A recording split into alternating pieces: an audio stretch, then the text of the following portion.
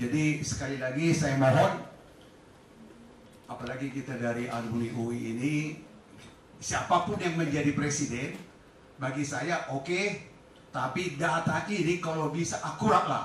Jangan kita terbawa mimpi-mimpi menjadi negara industri. Saya juga nggak yakin Indonesia ini menjadi negara industri. Banyak kelemahan kita, terutama SDM-nya. Dan terakhir, korupsinya. Jadi sekali lagi data ini tolong akurat sama mengenai korupsinya. Demikian, terima kasih. Salam hormat buat kita semua. Bang siapa namanya Bang tadi? Oh iya, Togar Marpau. Bang Togar Marpau, Bang. Kita kan sudah sering gitu. Iya. Togam, Bang. Togap. Siap, Bang Togap. Iya. Sigap, gitu ya. Pertama, terima kasih Bang. Saya kira ahli nuklir di Indonesia sudah sangat sedikit sekali, ya sangat sedikit sekali. Nah, Abang mengadres isu ini saya senang sekali. Dan kami punya kantor, saya salah satu anggota di Dewan Pakar di Amin, dan kantor kita di Brawijaya 10, Bang.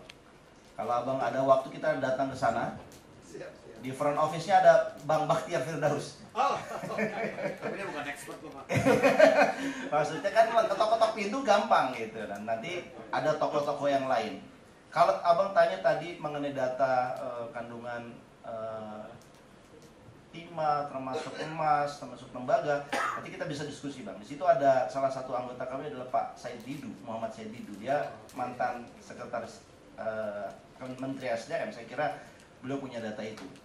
Sedikit cerita, saya pernah menyelenggarakan 2 minggu yang lalu, saya kira isu tentang Freeport. Yang waktu itu isunya adalah ingin diperpanjang. Padahal batas waktunya 2040 nanti. Tapi sudah dibicarakan tahun ini. Nah, saat itu kami protes karena ini masih jauh. Masih kepanjangan lah. Kenapa ingin diperpanjang dengan iming-iming Indonesia nanti dapat 10% share tambahan tanpa keluar biaya. Asalkan mau diperpanjang di 20 tahun berikutnya. Dan saya kira dengan ada keinginan dari PT Freeport McMoran ya ingin memperpanjang, berarti McMoran berarti di situ ada kandungan yang masih panjang. Itu kan logika berpikir kita. Nah, bagaimana datanya saya kira nanti kita perlu bicara lagi Bang di Brawijaya 10. Saya kira kita sangat open sekali kalau Abang ingin bicara-bicara mengenai strategi ini. Tapi yang jelas saya ingin cerita begini. Banyak orang yang meragukan Indonesia ini betul-betul menjadi full industrialisasi seperti halnya Jerman dan Jepang. Pertama tadi Abang address mengenai SDM. Bagaimana mungkin, ini saya ingin bicara serius. Bagaimana mungkin kita ingin membangun industri, tetapi mayoritas pendidikan Indonesia ini 70% SMP ke bawah. Dan kita disajikan dalam pertarungan calon presiden ini adalah bahasa gimmick dan gimmick, bukan gagasan dan edukasi. Kita bicara industrialisasi. Tadi Bang Derajat sudah sampaikan luar biasa datanya. Tetapi apa yang disampaikan kepada publik, narasi-narasi kampanyenya adalah bukan narasi-narasi yang menurut kami mengedukasi masyarakat Indonesia. Jadi sebelum kita bicara tadi roadmap, RIPIN, tadi kenapa kemudian RIPIN itu selalu ada revisi. Kenapa? Karena tadi 70% SMP. Dan mengubah orang dari 70% ini menjadi minimal S1 itu kan butuh tahapan. Butuh reformasi pendidikan. Butuh vocational education yang bukan sekedar berdasarkan usia, tetapi bagaimana mensekolahkan kembali orang-orang yang sudah lulus sekolah, yang masih SMP ini yang mungkin mereka tidak punya insentif untuk belajar keterampilan skill, tapi dibuat satu program vokasional yang memberikan mereka insentif untuk masuk lagi kepada sekolahan. Meskipun bukan sekolahan formal, bukan SMA, tapi sudah vokasi sesuai dengan keahlian mereka. Dan kami ingin sampaikan kandidat kami, Pak Anies Baswedan, adalah orang yang sangat concern bicara SDM tadi. Mulai dari Indonesia Mengajar yang waktu beliau saat Menteri Pendidikan, dan selalu bicara Indonesia Adil dan Makmur, juga bicara adalah perubahan SDM. Saya sepakat sekali. Kalau kita ini membangun industri dengan tadi ada lembaga baru yang hebat yang kemudian mengawal secara fisik teknologi, tetapi kalau kita bicara mayoritas kita SMP. Terus mereka kita suruh kerja di pabrik. Kira-kira mungkin di sini ada teman safety. Masalah nggak itu pabriknya? Safety-nya. Ya, saya melihat ada tragedi di Bhopal tahun 84 dan saya kira di Netflix ada filmnya, serial Netflix tentang Bhopal. Bagaimana pabrik pestisida dikelola oleh anak-anak SMP di India itu yang pendidikannya cuma 2 minggu. Tapi ketika dia mencuci saluran pabriknya itu, menetes airnya ke cairan yang namanya metil, MIC, metil cyanida, itu melahirkan H2S.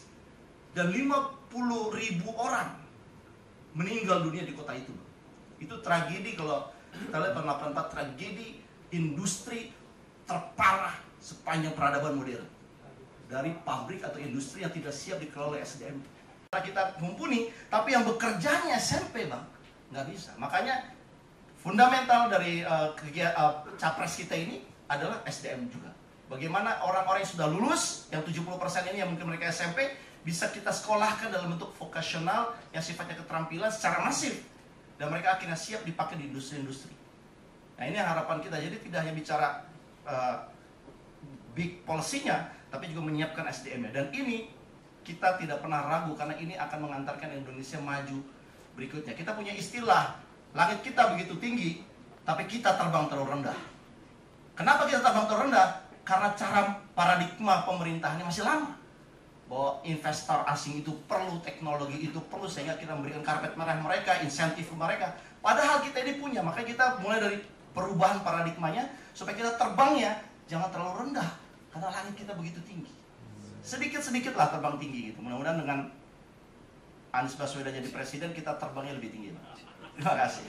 Ini saya belum sholat asar.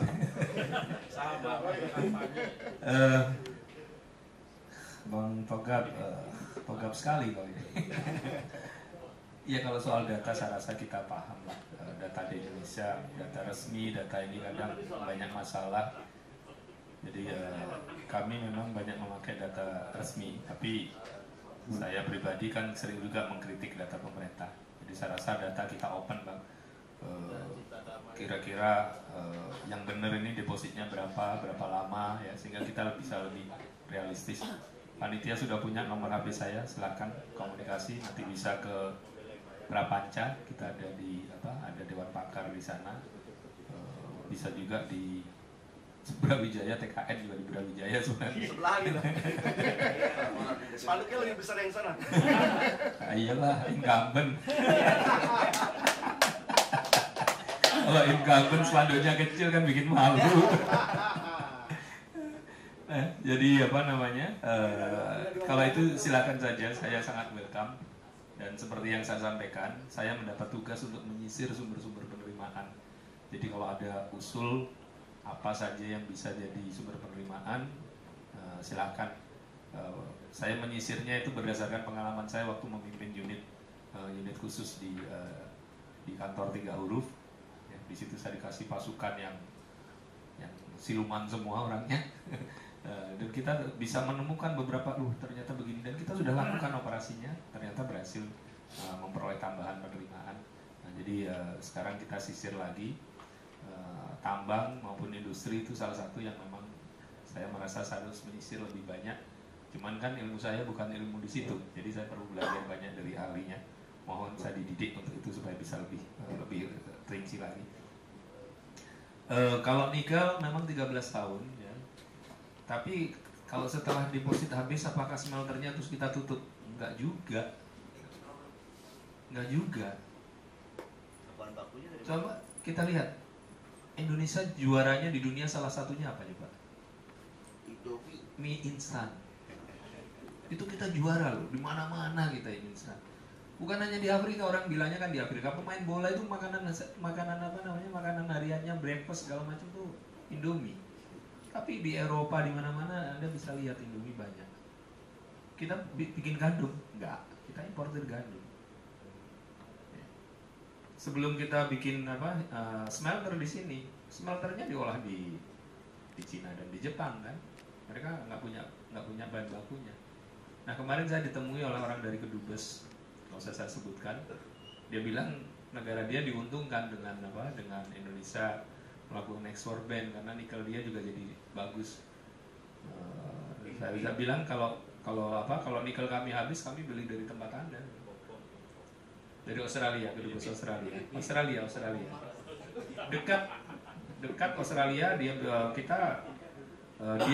karena dia nggak melakukan downstreaming, industrial downstreaming untuk nikel. Jadi ya nggak apa-apa, itu kan Australia kan depositnya juga besar sekali. Kalau nikel di seluruh dunia habis apa ya, pasti akan ada substitusinya kan nanti. Dan itu memang sudah siklus dari sebuah industri kan. Begitu nikel sudah booming harganya, kemudian nanti ada lithium, ada apa, saya rasa memang itu sudah siklus. Jadi ya 13 tahun ini oke, memang tinggal 13 tahun, tapi kita manfaatkan 13 tahun itu untuk semaksimal mungkin mendapatkan penerimaan negara, semaksimal mungkin menciptakan multiplier ekonomi. Kemudian setelah itu ya industri ini kan harus survive, dia akan cari sendiri sumber nikelnya. Kayu contohnya, kalau lapis kita dulu kan merajai dunia kan, kayu habis. Sekarang banyak yang switch itu,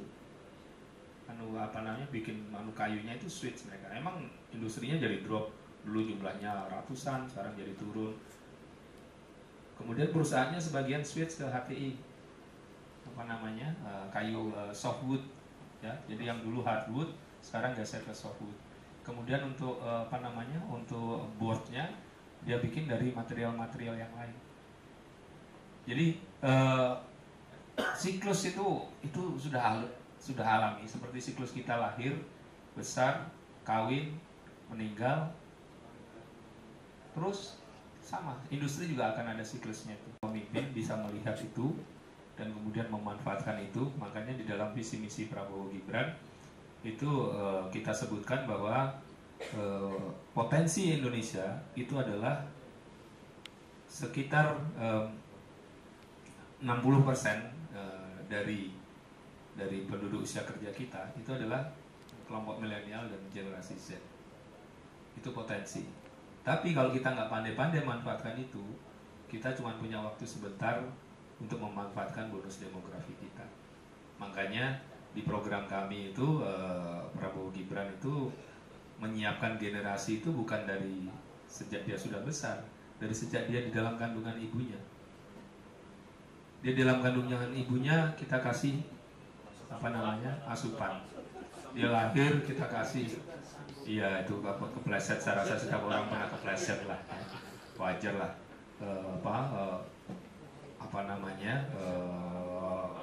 Ya orang kepleset, saya juga kadang-kadang kepleset juga. Tapi yang bagusnya kan dia begitu kepleset dia langsung minta maaf gitu. Karena banyak orang yang kepleset malah bikin alasan macam-macam. Jadi dari kandungan ibunya, kemudian begitu dia lahir kita kasih bantuan, terus sampai dia besar. Kemudian juga kita mau memperbaiki LPDP kita, itu beasiswa LPDP. Ya, jadi LPDP itu baru termanfaatkan sekitar 60%. Nah, kita udah identifikasikan masalahnya. Nah itu supaya makin banyak lagi lulusan S1 kita yang bisa mendapatkan edukasi lebih tinggi. Kita juga mau bangun sekolah-sekolah unggulan, ya. Ada beberapa sekolah unggulan yang kita sudah identifikasikan. Intinya memang seperti yang saya sering sampaikan di berbagai TV, Prabowo Gibran ini menyadari Indonesia tidak bisa lagi terlalu mengandalkan sumber daya alam. Jadi kita harus bergeser ke sumber daya manusia. Jangan sampai sumber daya manusia kita menjadi beban, tapi justru menjadi bonus. Ya. Nah ini yang kita lakukan. Silahkan dibaca, program kami sangat komprehensif sekali dan rinci dengan dengan angka-angkanya, target-targetnya. Misalkan target pertumbuhan pun kita juga sangat realistis, kita 6-7%. Nah itu kalau misalkan tahun 2023 ini itu program makan siang itu sudah dijalankan, ada tambahan 400 triliun di situ. Itu kalau itu dijalankan, itu akan ada tambahan pertumbuhan 0,65%. Jadi kalau target pertumbuhan kita kemarin tuh 5,3, sekarang mungkin realnya bakal 5,05, akan ada tambahan 0,65. Jadi sudah dekat-dekat ke 6%. Jadi hitungannya betul-betul sangat teknokratis dan sangat realistis. Karena kebetulan saya termasuk yang bagian godoknya, dan saya selalu fight kalau misalkan yang mau walaupun saya pimpinan parpol ya, saya ketua Dewan Pakar PAN, saya pimpinan parpol, tapi saya nggak mau kredibilitas sebagai akademisi. Jelek-jelek ini saya dari tahun 2007 itu lektor kepala loh. Itu juga dipaksa jadi lektor kepala. Sampai sekarang belum profesor juga, belum gubes juga karena malas ngurusnya ya. Jadi kita sebagai ilmuwan itu ada kredibilitas yang kita pertaruhkan. Makanya program-program kita itu hitungannya relatif sudah sangat matang kira-kira. Mungkin itu yang bisa saya sampaikan. Yakin Bang Togam juga bisa buka di BPS atau dimanapun untuk mendapatkan data itu. Pertanyaan yang mungkin lebih realnya adalah, apakah data emas yang beredar itu betul-betul data emas yang memang kita produksi dan kita masih punya cadangannya? Kasusnya Freeport itu, ini off the record mestinya ya. Kasusnya Freeport itu kan pertanyaan mendasarnya gini, ini sebenarnya Freeport itu pipanya dipotong oleh masyarakat lokal, pernahlah suatu saat dulu, kemudian dicoba diurai, nggak keluar emasnya, yang ada lengket aja gitu dan nggak ketahuan. Akhirnya ya udah dipotong, dibuka, udah tinggalin aja gitu, harus dibor lagi dan lain sebagainya. Tapi apa learning pointnya di situ apa? Bahwa ketika itu dimiliki oleh siapapun, mereka punya kekuasaan juga untuk membuat kuncian-kuncian terhadap hasil yang mereka akan jadikan proses untuk jadi koper atau emas. Dan celakanya kontrol terhadap itu masih sangat lemah. Sehingga dengan semua kompleksitas media terkait dengan pengambil alihan, apakah itu yang di sini, yang di sana dan sebagainya, di belakang itu akan banyak sekali sebenarnya ada strategi-strategi lain yang lebih besar. Karena dengan demikian kita bisa lebih mengetahui sebenarnya berapa banyak sih yang diambil, bagaimana sih kita bisa dapat porsi yang lebih besar, bagaimana sih perpajakannya bisa lebih besar dan lain sebagainya. Nah, pengetahuan mengenai praktis seperti ini memang yang senantiasa terjadi dalam ruang diskusi kami di dalam tim Ganjar Mahfud. Kenapa? Karena memang ada dua hal yang kita lihat. Satu, muaranya semua ini ke kepastian hukum. Kalau kepastian hukumnya clear, berikutnya adalah penegakan hukum. Hukumnya bagus, penegakan hukumnya bermasalah gitu ya. Nah, kalau ini nggak diberesin, di sininya mau bagus apapun, kalau di sininya nggak diberesin ya masalah juga gitu. Jadi memang sangat penting untuk punya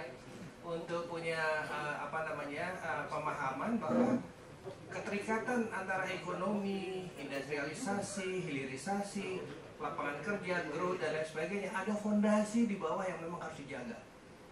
Sikat KKN, terus kemudian bagaimana mempoles supaya pemerintahan itu lebih efisien, caranya dengan digitalisasi supaya birokrasinya lebih efektif. Sama yang paling penting juga, semua ini nggak akan bisa terselenggara dengan baik kalau anggarannya tidak kita jagain. Makanya di kami jadi kami juga terbuka untuk masukan. Jika ada masukan-masukan terkait data-data yang lain yang mungkin kita tidak paham atau belum paham, tentunya akan sangat membantu kalau itu juga di-share. Mudah-mudahan menjawab. Terima kasih. Ketiga panelis perwakilan mungkin sudah cukup, berhubung waktu juga sudah menunjukkan hampir 5:30, kita juga butuh break untuk salat, jadi ada baiknya untuk kita akhiri. Mungkin kita berikan tepuk tangan terakhir kali Bapak Ibu sekalian untuk para narasumber, panelis dan juga Bang Tommy Suryatama. Saya Michael Gabriel Owen, Mahasiswa Fakultas Teknik Angkatan 2020, Ketua BEM FTUI, selaku moderator pada hari ini mengundurkan diri. Saya kembalikan kepada Master of Ceremony. Pada para panelis atas tanggapannya, tidak terasa kita sudah sampai di penghujung acara seminar hari ini. Namun rasanya kurang kalau misalnya kita belum ada dokumentasi ya. Betul, untuk itu kami mengundang Bapak Ibu sekalian dan para hadirin tamu, panelis serta pembicara untuk maju ke depan dan melakukan dokumentasi bersama. Silakan para tamu dan hadirin boleh maju ke depan untuk melakukan sesi dokumentasi.